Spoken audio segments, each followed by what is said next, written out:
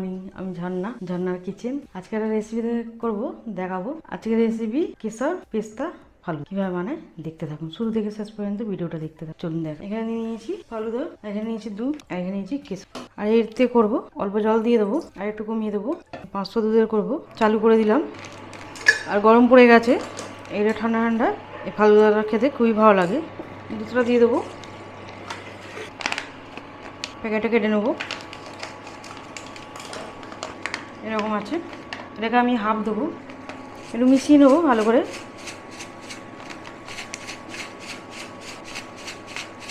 এবার হাফ দিয়ে দেবো, আর একটু দিয়ে দেবো।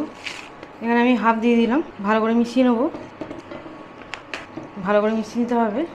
এবার এইভাবে মিক্স করতে হবে, নাহলে তলায় বসে যাবে। ভালো করে বয়েল করে নেবো, এরকম ভালো করে মিশিয়ে দিতে থাকবো। কালারটা কত সুন্দর, এটা ফুটতে ফুটতে অনেকটা গাঢ় হয়ে যাবে।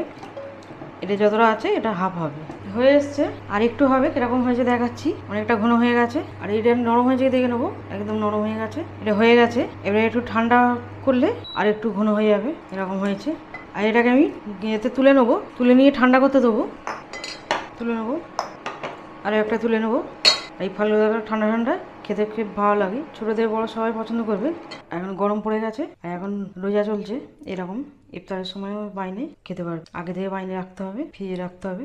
এখানে আমি 2 মিনিট রাখবো, রেখে তারপরে ভিজেবো। এখন প্রচুর গরম, 2 মিনিট রাখবো, তারপর ভিজে পুরো। এখানে নিয়ে চলে এসেছি ফ্রিজ থেকে বার করে, ঠান্ডা হয়ে গেছে, আর বসেও গেছে, একটু বসে গেছে। আর এখানে আইসক্রিম নিয়েছি, আইসক্রিম দেবো।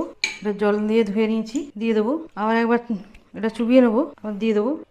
এবার দিয়ে দিয়েছি। আর এখানে একটা সিরাপ করে নিয়েছি, ওকে দিয়ে দেবো। এখানে আমন্ডস নিয়েছি, একটু আমন্ডস দেবো। আর এই ফালুদাটা খেতে খুবই ভালো লাগে, অবশ্যই ট্রাই করবেন। এটা কিশমিশ দিয়ে দেবো, একটু আমন্ডস দিয়ে একটু সাজিয়ে দেবো। এখানে নিয়েছি কেশর, নিয়েছি কেশর দেবো। রেডি হয়ে গেল। গোলাপের পাপড়ি নিয়েছি, গোলাপের পাপড়ি দেবো। একদম রেডি হয়ে গেল ঠান্ডা ঠান্ডা ফালুদা। আমার রেসিপি ভালো লাগলে বন্ধুদের সাথে শেয়ার করবে, লাইক করবে, আর সাবস্ক্রাইব।